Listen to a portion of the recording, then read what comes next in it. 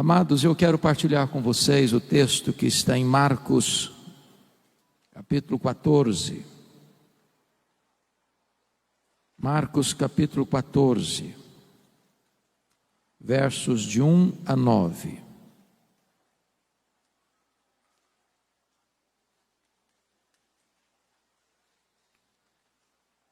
Marcos 14, de 1 a 9, peço que você acompanhe esta leitura comigo e depois mantenha sua Bíblia aberta nesta passagem, por favor.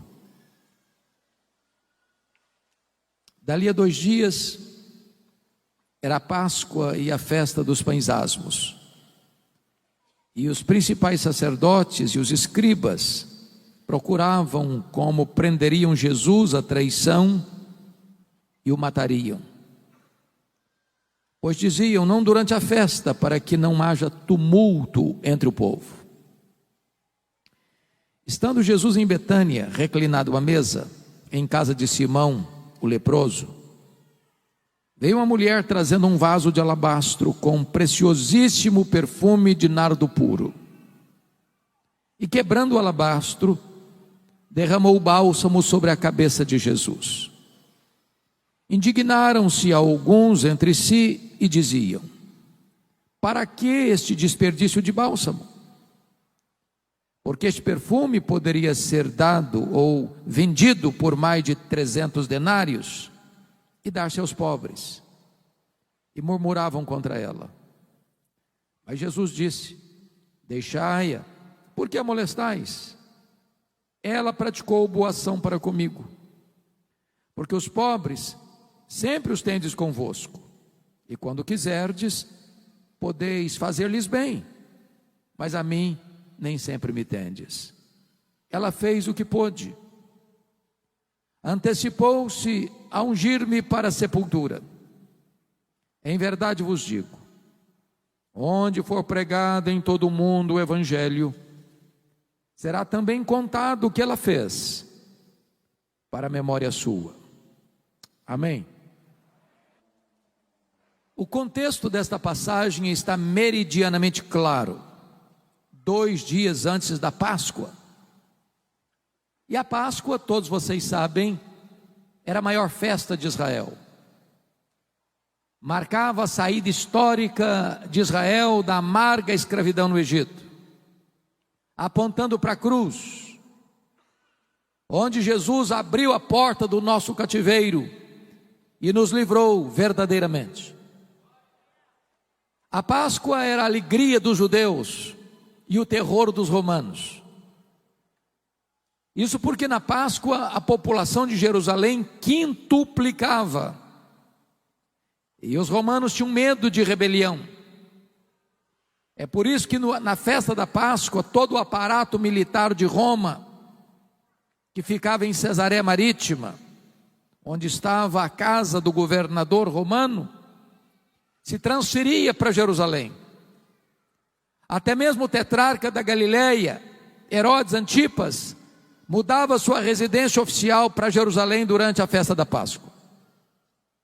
Diz a Bíblia que 2 dias antes dessa festa, os principais sacerdotes e os escribas mancomunaram, orquestraram, planejaram a prisão de Jesus, traindo Jesus, para matá-lo depois da festa, depois que o povo tivesse ido embora.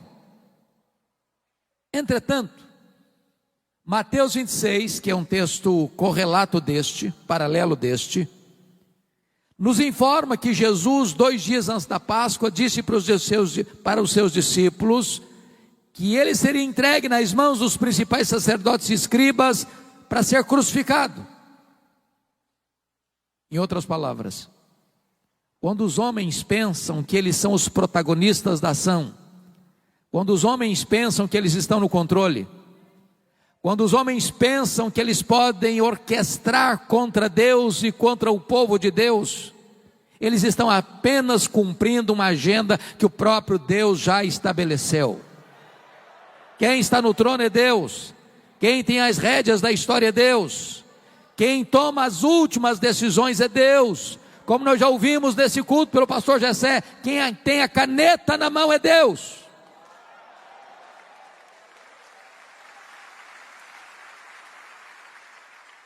É curioso que 10 quilômetros dali, onde as autoridades judaicas orquestravam a prisão e a morte de Jesus, na aldeia de Betânia, tem uma família preparando uma festa para Jesus.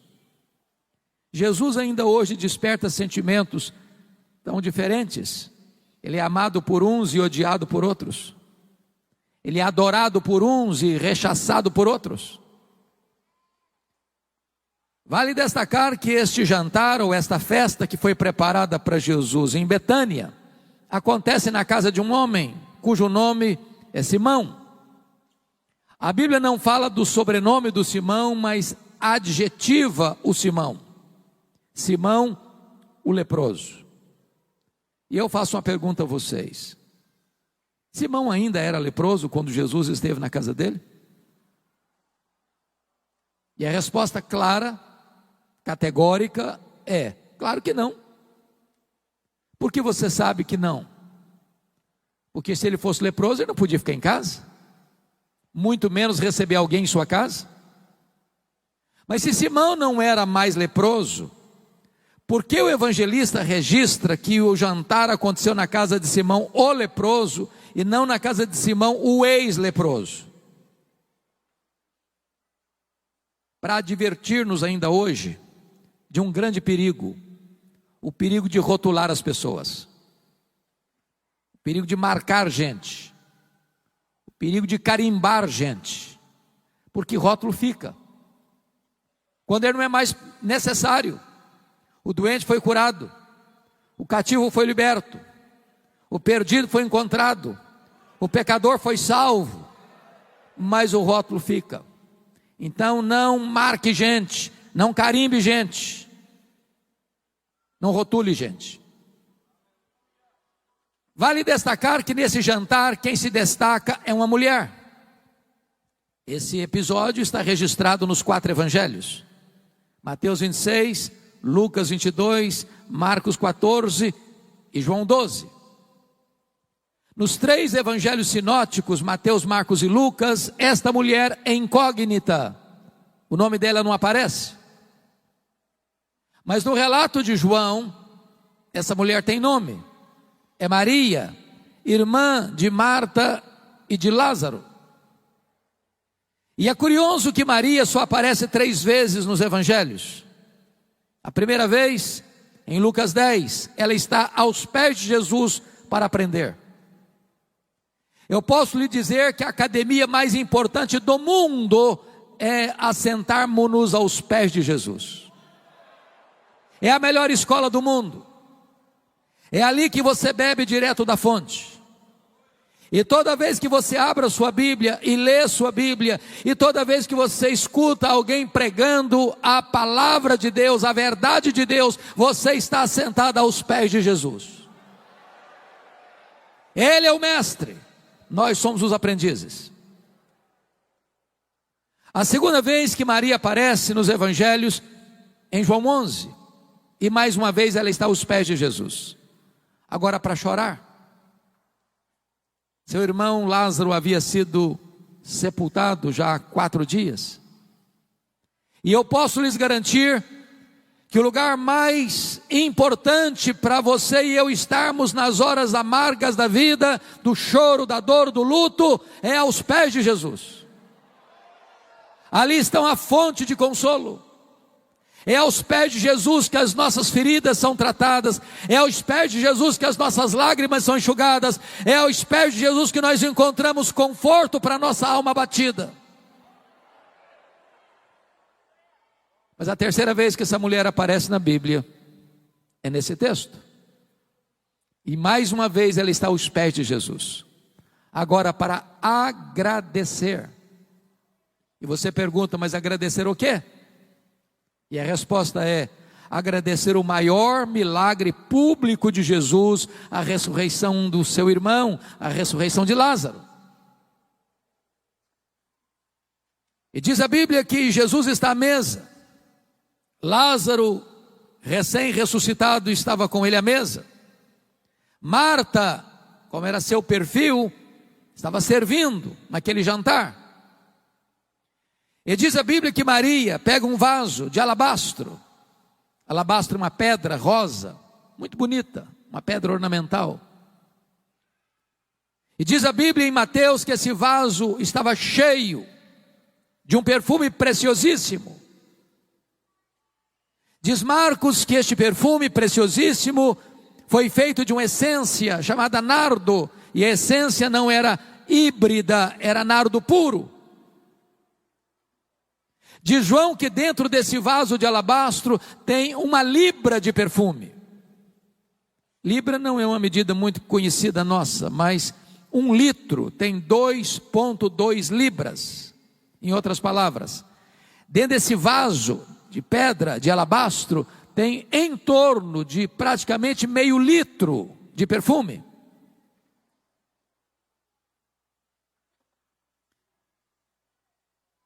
O texto diz que Maria então vem com esse vaso, e quando ela se posiciona atrás de Jesus, ela quebra esse vaso e derrama todo esse perfume, quase meio litro de perfume, na cabeça de Jesus. Esse perfume escorre pelo corpo de Jesus, como que antecipando ou preparando para a sepultura. Esse perfume chega aos pés de Jesus, e diz João 12 que ela enxuga os pés de Jesus com seus cabelos. Toda a casa se enche com esse perfume, e então os discípulos, capitaneados por Judas Iscariotes, ficam irados contra Maria e dizem: isso é um desperdício. Esse perfume poderia ser vendido e dar-se aos pobres. E murmuraram contra ela, molestaram-na. Mas Jesus saiu em defesa de Maria e disse: deixai-a, ela praticou boa ação para comigo.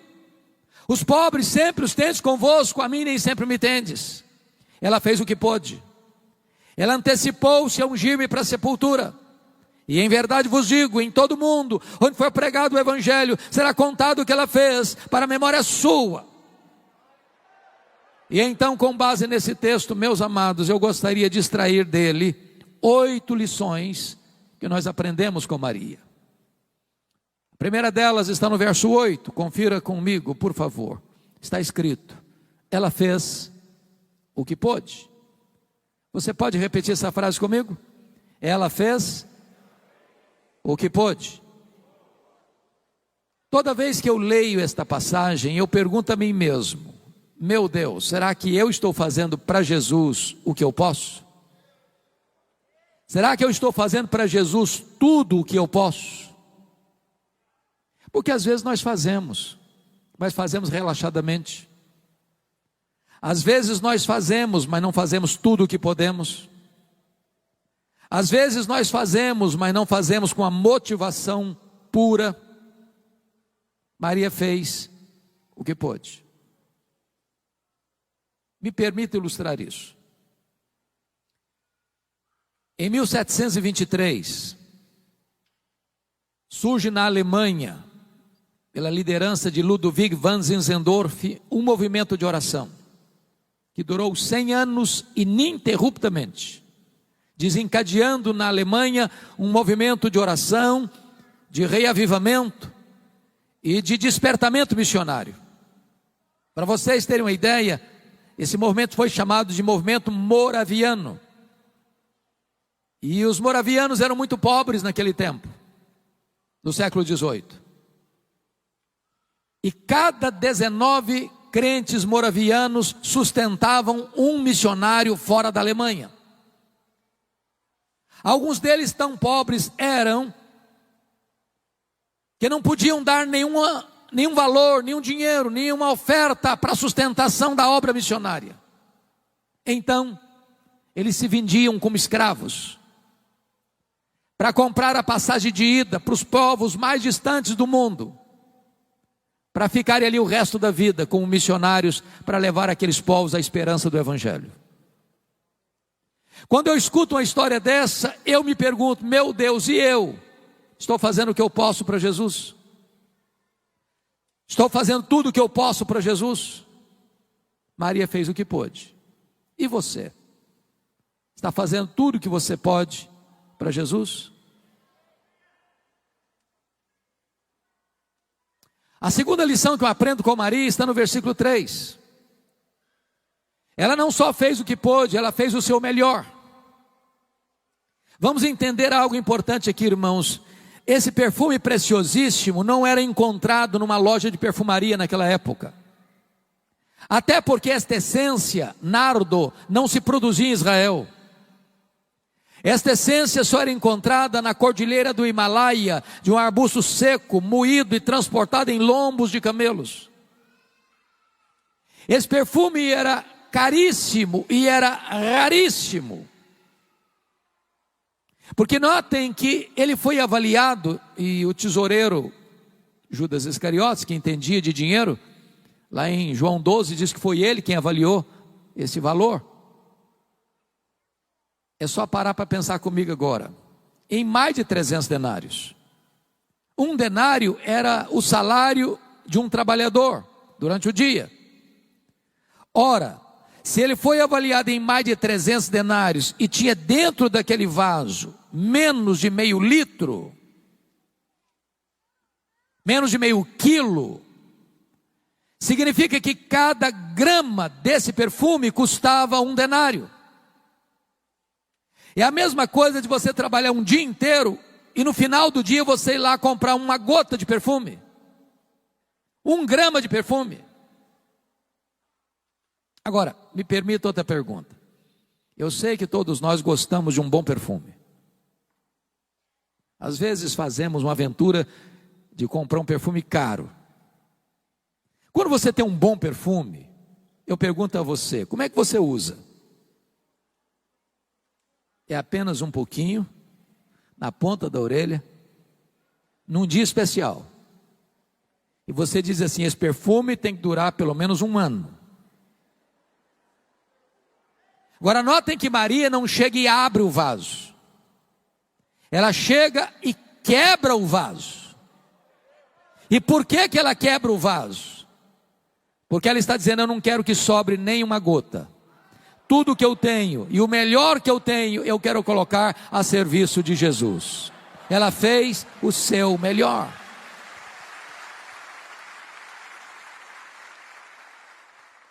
Às vezes, irmãos, eu fico a pensar que aqueles que não conhecem a Deus como nós temos o privilégio de conhecer, são mais zelosos em servir aos seus ídolos, aos seus deuses, do que nós o somos em servir ao Deus da nossa vida. Pastor Jessé, uns 3, 4 anos eu estava pregando em Portugal e fui visitar uma cidade perto de Coimbra.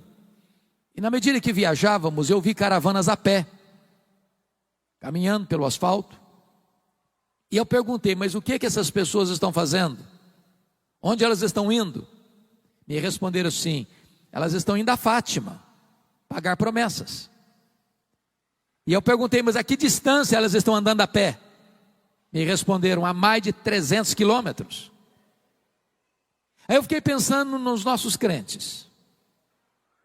Às vezes moram no bairro da igreja, na cidade onde está a igreja, tem ônibus,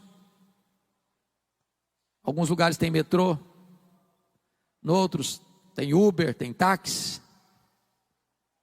Se tiver chovendo, eu não vou porque está chovendo. Se tiver muito calor, eu prefiro ir para a praia. Se vai ter o jogo dos 2 times que eu mais gosto, eu dou um jeito de dar um ninjazinho e ir lá assistir. E a gente arranja desculpa. E às vezes aqueles que não conhecem a Deus e não servem a Deus como nós, são mais zelosos em servir aos seus deuses, que nós o somos em servir ao Deus da nossa vida. Pois Maria fez o seu melhor. Você tem feito o seu melhor para Jesus? Mas em terceiro lugar, Maria não só fez o que pôde, não só fez o seu melhor, mas ela fez também sacrificialmente. Se você olhar de novo o verso 3, há um fato aí, irmãos, que é incompreensível para nós na cultura brasileira. Nenhuma pessoa em sã consciência aqui no Brasil trabalha um ano inteiro para comprar um frasco de perfume. Ninguém faz isso. Pois dentro daquele pequeno vaso de pedra de alabastro, com menos de meio litro de perfume, tinha ali um ano de serviço. Na cultura brasileira isso não faz o mínimo sentido. E você ainda pode perguntar como é que uma moça pobre, de uma família pobre, de uma aldeia pobre, pode gastar um ano de trabalho, de economia, para investir num frasco de perfume. Você só pode entender isso dentro da cultura israelita. Quando uma menina fazia a transição de menina para moça, e os pais tomam um susto às vezes, porque essa transição é muito rápida, ela já começava a comprar esse perfume, gota a gota, grama a grama, e ir acondicionando esse perfume nesse vaso de alabastro, para o dia mais esperado, sonhado, desejado da sua vida, as suas núpcias, o seu casamento. Pois Maria pega aquilo que tem mais sentido para ela, mais significado para ela, aquilo que era mais importante para ela, aquilo que ela tinha comprado com todo o sacrifício para o dia mais esperado da sua vida, e coloca tudo isso a serviço de Jesus. Ela não só fez, mas fez sacrificialmente.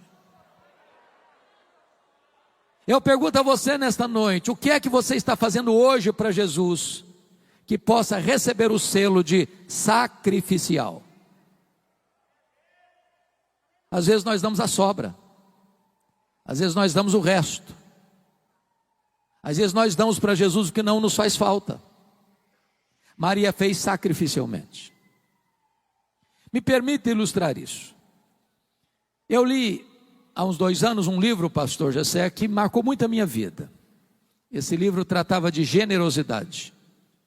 E o autor, na introdução do livro, conta uma ilustração muito simples para você entender o que é generosidade. E ele disse o seguinte: você quer entender o que é generosidade? Você quer entender o que é você abrir mão e ofertar sacrificialmente? Então faz o seguinte: passe numa loja, compre um vaso de vidro transparente, coloque na sua sala, para todo dia você passar por lá e olhar. Só um detalhe: você não vai botar flor nesse vaso, você vai botar terra, só terra. Para você passar lá todo dia, olhar para ele e lembrar 2 coisas. Primeiro, de onde você veio? Você veio do pó. Segundo, para onde você vai? Você vai voltar para o pó. Do pó que você veio, quanto você trouxe? Nada. Para o pó que você vai, quanto você vai levar? Nada. Então você não é dono de nada. Então você é apenas mordomo do dono.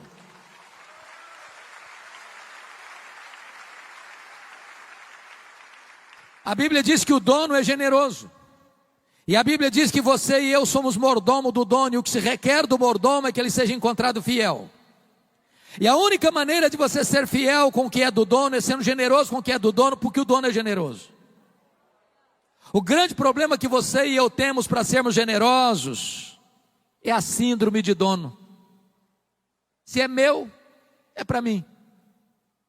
No momento que você entender que você é um mordomo e você administra o que é de Deus, você não tem mais dificuldade de ser generoso com o que é do dono, porque o dono é generoso. O que você já fez hoje, até hoje, para Jesus, que você possa dizer assim: essa oferta foi uma oferta sacrificial? Me permita contar uma história que aconteceu aqui na Paraíba, na cidade de Itaporanga. A Igreja Batista Missionária estava passando um momento muito difícil em virtude da seca, e o pastor da igreja tinha um programa na rádio que alcançava 40 mil pessoas no entorno da cidade de Itaporanga. Mas a situação financeira estava muito difícil, e o pastor não estava conseguindo pagar o programa, estava 3 meses inadimplente. Então ele recebeu um ultimato da editora dizendo o seguinte: ou o senhor paga o programa, ou nós vamos ter que tirar o programa do ar. Então o pastor chegou na igreja no domingo à noite, e fez um desafio para os crentes: meus irmãos, o programa não pode sair do ar. Tem 40 mil pessoas que ouvem essa mensagem e nós não podemos tirar o programa do ar. Então eu quero conclamar vocês, a todos nós, fazermos uma oferta sacrificial para o programa não sair do ar. Estava lá na igreja um casal, membros da igreja, o senhor Tota e a dona Lourdes. Eles eram meeiros. Essa palavra meeiro não é uma palavra muito comum aqui na cidade, mas meeiro é o cidadão que trabalha na propriedade de uma pessoa, planta, colhe, e na hora que ele colhe, metade vai ser para o dono da propriedade e ele fica só com a metade. Então o senhor Tota e a dona Lourdes moravam a 6 quilômetros da cidade, iam a pé. Retornando para casa, o casal ia discutindo, e a Lourdes dizendo: ô Tota, você viu o apelo do pastor, o programa não pode sair do ar, nós temos que fazer uma oferta sacrificial. E o Tota dizia: mas Lourdes, lá em casa não tem dinheiro.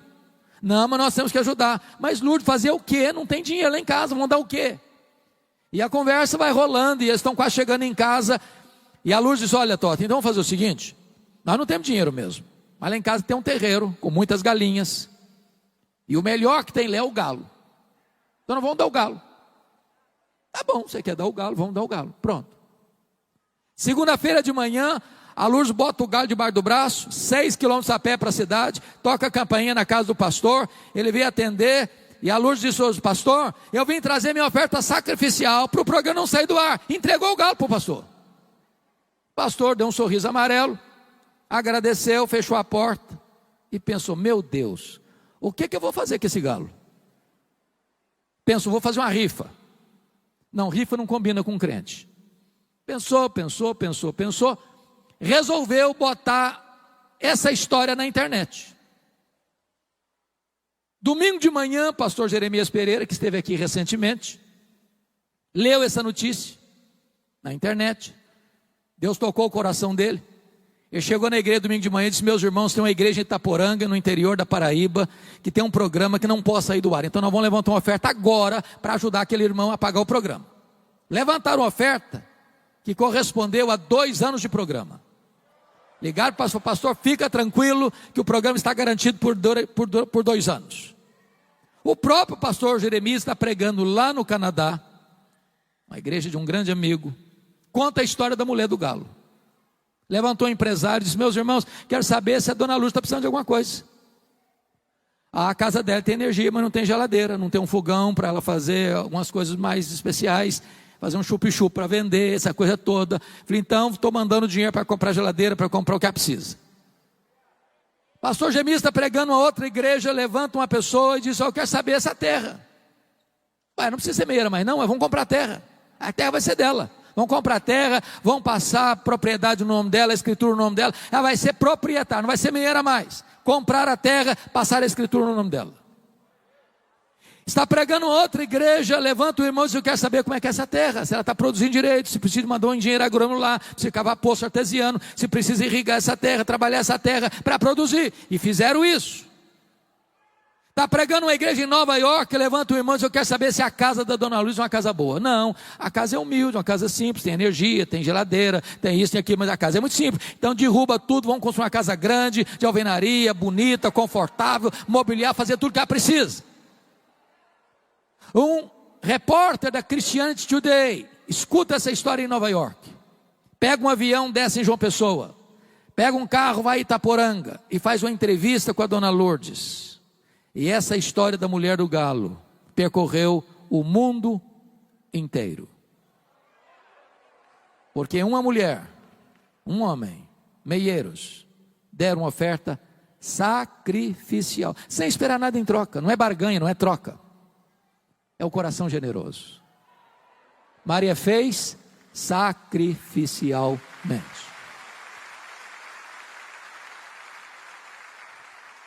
Quarto lugar, Maria fez apesar das críticas.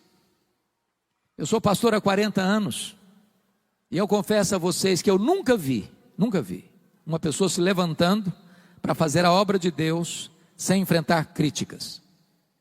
Quem tem medo de críticas não serve a Deus. Quem tem medo de críticas está mais interessado no aplauso dos homens do que na aprovação de Deus. Maria enfrentou 3 críticas. Confira comigo o verso 4. Indignaram-se alguns entre si e diziam: para que esse desperdício de bálsamo? Quem são esses alguns aqui? Os discípulos, que deviam estar felizes com a atitude dela, imitando o exemplo dela, estão indignados contra ela. Mas eles não estão indignados com o que ela fez, não. Eles estão indignados para quem ela fez. Se fosse para os pobres, tudo bem, mas para Jesus, não, aí é demais, aí é um desperdício. Se você fizer a obra de Deus, você vai causar indignação em muita gente. A segunda crítica que ela recebe está no versículo 5, confira aí. Porque esse perfume poderia ser vendido por mais de 300 denários e dar-se aos pobres, e murmuravam contra ela. Agora não é mais indignação, é murmuração. É bem verdade que esse negócio de murmuração está acabando nas igrejas, né, irmãos? Ele não murmura mais, né? Mas vejam vocês, eles não estão murmurando, não estão murmurando contra ela. É curioso que João 12 relata que é Judas Iscariotes quem puxa essa fila da murmuração contra Maria, e é nesse contexto aqui que a Bíblia diz que ele era ladrão. Ele não estava interessado em ajudar pobre, coisa nenhuma, ele estava interessado em embolsar essa grana. E ele fica muito irritado com Maria, porque ele é avarento, ele ama o dinheiro.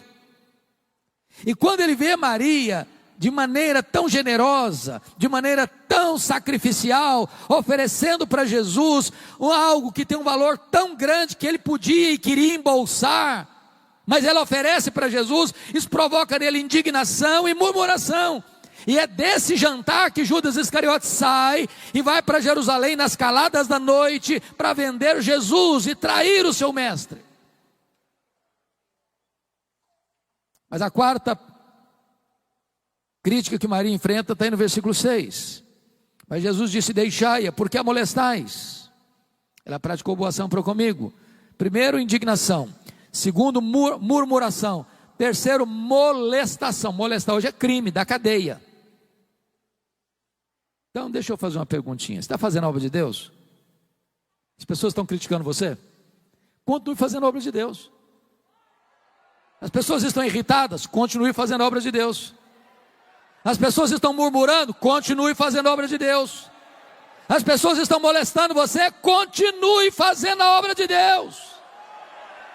Você não faz para agradar a homens, você faz para exaltar a Deus. Faça apesar das críticas. Porque é bem verdade que tem crentes porcelana, cristal, crente hipersensível. Qualquer coisinha se melindra. Qualquer coisinha, também vou sair da igreja. Qualquer coisa, também eu estava fazendo, me criticar, também não faço mais nada na igreja. Meu irmão, em nome de Jesus, você tem que ser um crente maduro. Larga de ser hipersensível. Larga de ser porcelana. Larga de ser crente cristal. Faça a obra de Deus, apesar das críticas. Mas em quinto lugar, Maria fez só para agradar a Jesus. É o texto de João 12 que nos relata isso, porque só João nos relata esse fato, que Maria enxuga os pés de Jesus com os seus cabelos. Você pergunta, na cultura brasileira, o que significa isso? Resposta, nada, nada, só um ato de humildade.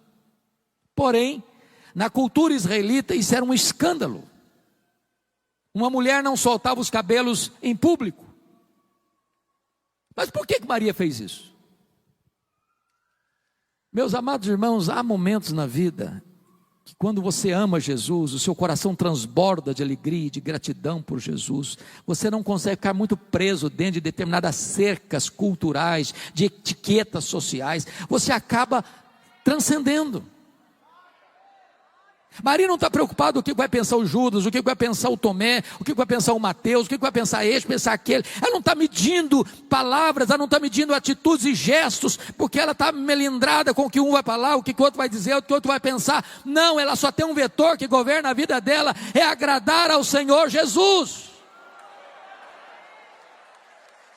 Às vezes nós ficamos cheios de dedos, às vezes nós ficamos melindrados demais, agradando um, agradando a outro, agradando aquele outro, e a gente acaba desagradando a Jesus. Eu não estou dizendo a você que você e eu temos liberdade para sair aí desagradando as pessoas, não. O que eu estou lhe dizendo é que o vetor que deve governar a nossa vida é só agradar a Jesus.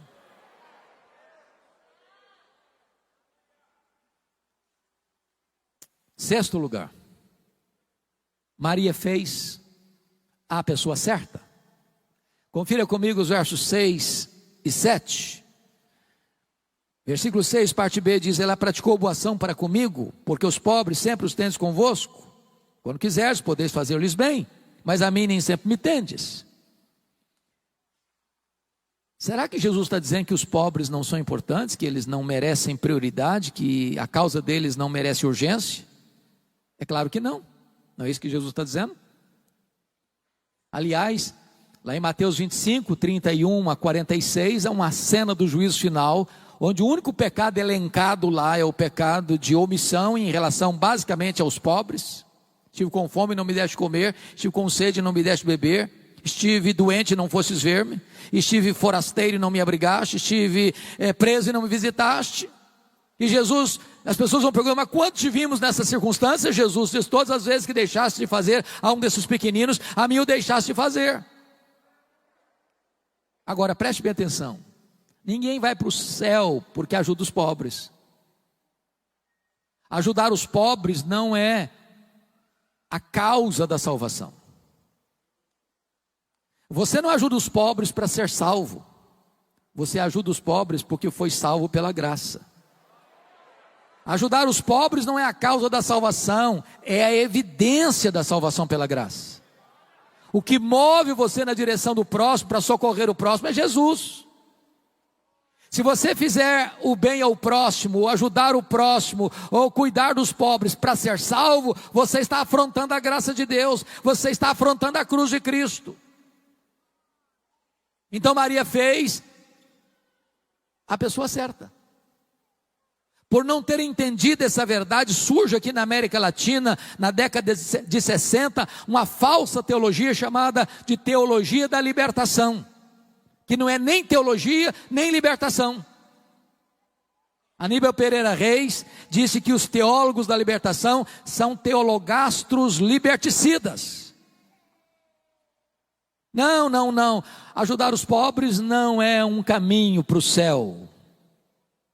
Ajudar os pobres é a ação daqueles que já estão indo para o céu, pela graça de Deus.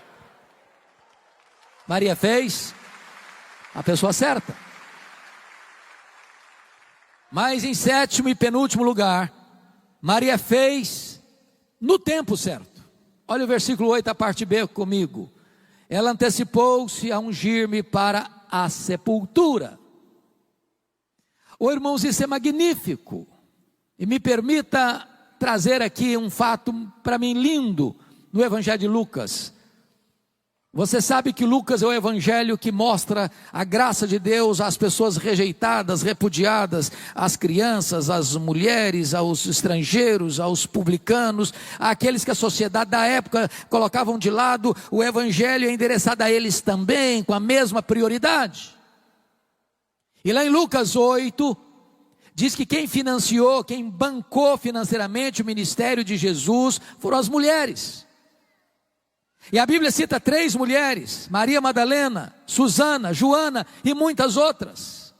Quando Jesus fazia o seu trabalho itinerante pelas cidades da Galileia, e haviam 204 cidades só na Galileia, de cidade em cidade, e as mulheres iam bancando, passando Pix, fazendo transferência, cuidando da logística. Agora, preste atenção comigo.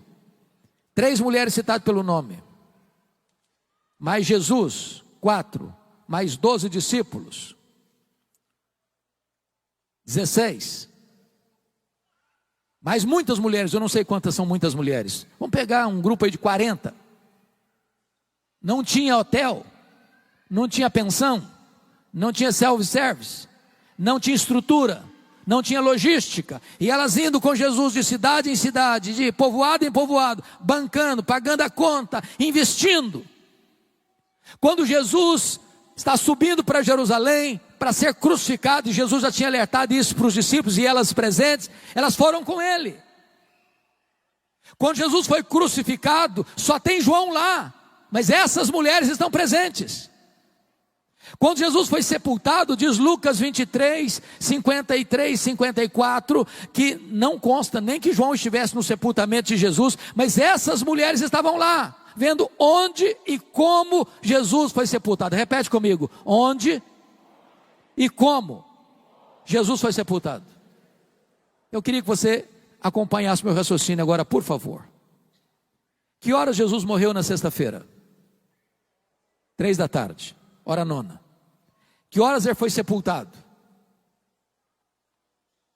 Claro que tem que ser antes das 6 da tarde, porque 6 da tarde começava o sábado. São 3 horas então entre a morte e o sepultamento. Agora o que tem que acontecer nessas 3 horas? Morreu, morreu. Ninguém tem autoridade de tirar o corpo da cruz. Então tem que ter uma permissão do governador. Bom, para ir no governador também não pode ir qualquer um, porque ele nem vai receber. Então tem que escolher uma pessoa que tem trânsito. Então escolheram José de Arimateia. E aí chega lá no governador e diz: governador, eu queria permissão para tirar o corpo do Jesus de Nazaré, o rei dos judeus da cruz, porque ele morreu. Não morreu não. Não tem tempo. Ih, demora. Tem gente que fica mais de um dia. Morreu não. Não morreu, senhor. Não morreu. Eu só acredito se o centurião vier aqui me falar que morreu. Aí vai lá buscar um centurião. Aí volta com o centurião. Morreu, senhor governador. Então o governador tem que fazer um documento. Aí tem que ir lá, tem que tirar o corpo. Tem que ir no mercado comprar perfumes, tem que ir no mercado comprar lençóis e linho, tem que descer o corpo, tem que limpar o corpo, tem que passar perfume no corpo, tem que enrolar o corpo com lençol, tem que tirar o corpo daqui, tem que ir lá rolar a pedra, porque o túmulo é novo, nunca foi usado, a pedra é pesada, e aí tem que botar o corpo lá dentro, tem que sair de lá, tem que rolar a pedra de novo, e as mulheres ali, vendo onde e como Jesus foi sepultado. Agora preste atenção nisso. Por que essas mulheres foram? Acabou o sábado, 6 da tarde, correram para o mercado para comprar perfumes. Por quê? Embora haja um silêncio do texto, e eu fico imaginando, pensando, meditando: meu Deus, por quê? Por quê? Por quê? As mulheres não gostam de nada mal feito, e elas estão olhando onde e como. Eu acho que elas pensaram assim: está mal feito esse serviço, nós vamos fazer direito. Nós vamos fazer direito. Quando elas chegam domingo de madrugada, a pedra rolada, o túmulo aberto, entram no túmulo, o túmulo está vazio. Elas saem do túmulo, um anjo diz para elas assim: o que vocês vieram fazer aqui? Procurar entre os mortos aquele que está vivo. Ele não está mais aqui não, ele ressuscitou.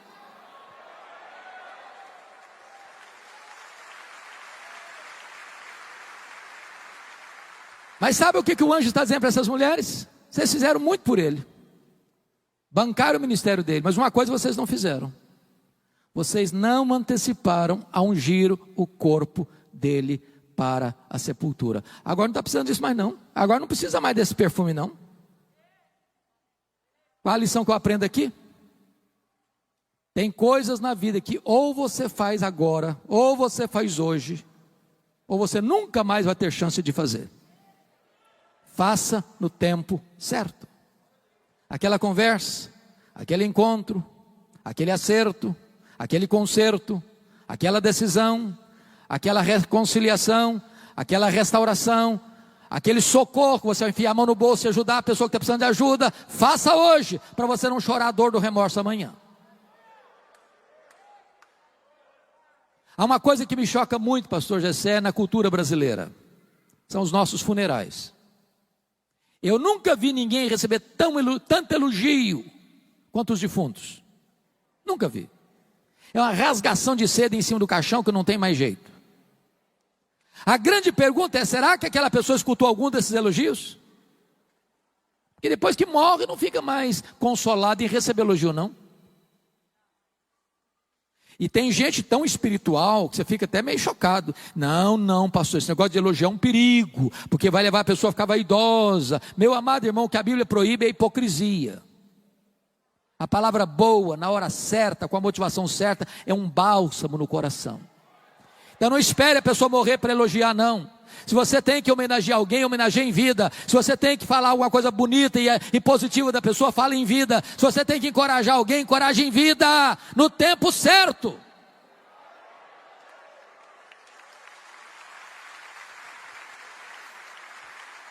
Mas a outra coisa que me choca na cultura brasileira, irmãos, é que defunto recebe mais flores do que gente viva. Ah, não dá para entender isso. Eu fui num funeral certa feita, eu contei 86 coroas de flores. Tiveram que contratar um caminhão só para levar as flores. E eu fiquei do lado olhando, pensando, meu Deus, coitado do defunto, não consegue tirar um botão de rosa mais, para que tanta flor para ele? Agora, sabe por que os mortos recebem mais flores do que os vivos? É porque a voz do remorso é mais forte do que a voz da gratidão. Você tem que mandar flor para alguém, manda em vida. Eu sei que os homens cearenses são muito cavalheiros.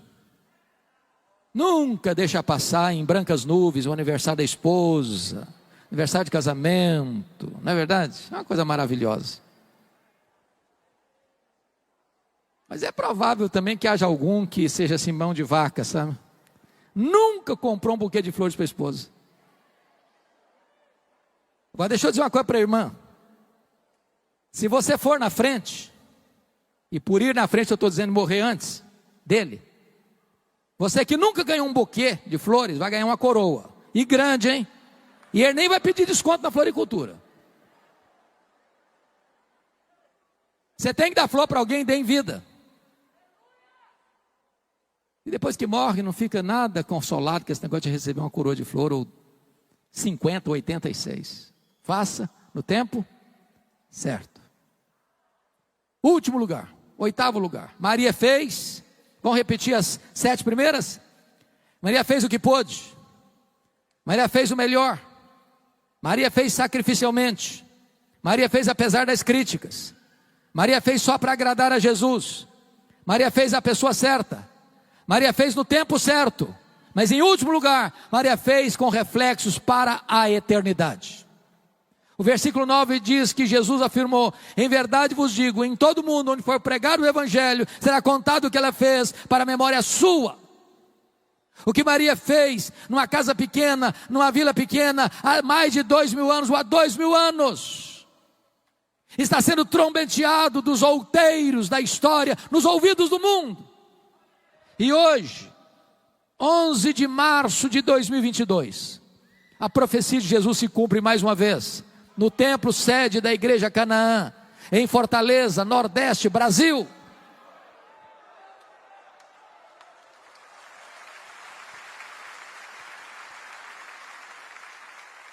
A grande pergunta nesta noite é esta: o que é que você está fazendo que vai impactar as futuras gerações?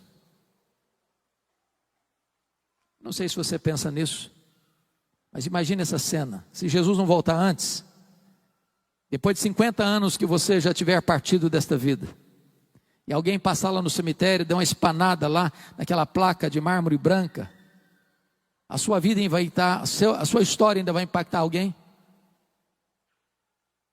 Nós vivemos uma geração humanista, narcisista, egoísta, materialista, só pensa, cada um em si mesmo. O que é que nós estamos fazendo, irmãos, para impactar as futuras gerações? E eu queria concluir, trazendo à memória esclarecida de vocês, uma das histórias mais tristes da Bíblia, de um homem de Deus, o rei Ezequias. Começou a reinar com 25 anos, reinou 29 anos, morreu com 54 anos. Um homem que não tinha berço, seu pai era um homem horrível, Acás. Mas ele resolveu ser diferente do pai, porque não é o meio que influencia o homem, é o homem que influencia o meio. E então diz a Bíblia que ele resolveu ser um homem de Deus. E ele foi um homem tal que diz a Bíblia que ninguém foi igual a ele antes, ninguém foi igual a ele depois. E ele fez reformas, ele experimentou um avivamento, ele se tornou um homem rico, ele se tornou um homem próspero. E a bênção de Deus fluía das suas mãos para toda a nação. Mas aos 39 anos de idade ele enfrenta 2 problemas gravíssimos. Foi no governo dele que caiu a Samaria nas mãos dos assírios. E esses mesmos assírios cercam Jerusalém e mandam um recado abusado para ele: renda-se, porque nenhum Deus pode levar você da minha mão. Se não bastasse esse cerco militar, ele fica doente, e o profeta Isaías vai na casa dele e diz: põe em ordem a tua casa, porque morrerás e não viverás. E diz a Bíblia que só sobrou para ele uma parede, e para a parede ele se voltou, e orou fervorosamente, chorou abundantemente, e Deus respondeu rapidamente. O profeta não tinha saído da cidade ainda, e Deus diz: volta lá, Isaías, volta lá, e diz a Ezequias, príncipe do meu povo, que eu ouvi a sua oração, eu ouvi a sua lágrima, eu o curarei da sua enfermidade, e eu livrarei Jerusalém do poder da Assíria, e no terceiro dia tu subirás à casa de Deus. O milagre foi tão grande, que lá na Babilônia, um novo império que surgia, escutou-se esse milagre, e o rei da Babilônia manda uma comitiva diplomática a Jerusalém para visitar Ezequias, para oferecer presentes para Ezequias. E quando essa comitiva chegou, Ezequias abriu os seus tesouros, abriu o seu palácio, mostrou toda a riqueza, toda a glória, toda a fortuna, todo o poder, todo o sucesso do seu governo, e não deu uma palavra sequer de exaltação a Deus, que foi mal aos olhos do Senhor. O profeta Isaías voltou na sua casa e disse: escuta o que Deus vai dizer agora. Essa Babilônia vai se tornar um grande império e vai voltar. E vai saquear tudo que vocês ajuntaram. Tudo, vai levar tudo embora. E tem mais: dos filhos que tu gerares, serão levados cativos. E tem mais: esses filhos vão ser feitos eunucos. Sabe o que significa isso? Esses filhos vão ser castrados, não vão poder gerar. Isso aqui é uma tragédia maior que essa. Sabe qual foi a resposta do rei para o profeta? Boa é essa palavra. Bom, você não entendeu o que eu falei. Estou falando que a Babilônia vai saquear tudo, eu estou falando que os filhos vão ser escravos, eu estou falando que os filhos vão ser castrados, e você vem me falar que boa é essa palavra. Você ficou louco, você perdeu o juízo. O rei justificou: boa é essa palavra, porque eu terei paz nos meus dias. Quando isso acontecer, eu já bati as botas. Quando isso acontecer, eu não estou mais aqui para contar a história. Na verdade, sabe o que ele está dizendo? Me perdoe da expressão: depois que eu morrer, eu não estou nem aí, que se dane as futuras gerações. Lamentável. Lamentável. Quero dizer para você, meu irmão, que nós precisamos cuidar das futuras gerações. Cuidar dos nossos filhos. Cuidar dos nossos netos. Como o pastor Gessé orou aqui hoje. Nós não geramos filhos para a morte. Nós não geramos filhos para o cativeiro. Os nossos filhos são herança de Deus. Nossos filhos são filhos da promessa. E nós não vamos abrir mão deles. E nós vamos lutar por eles. E nós vamos orar por eles.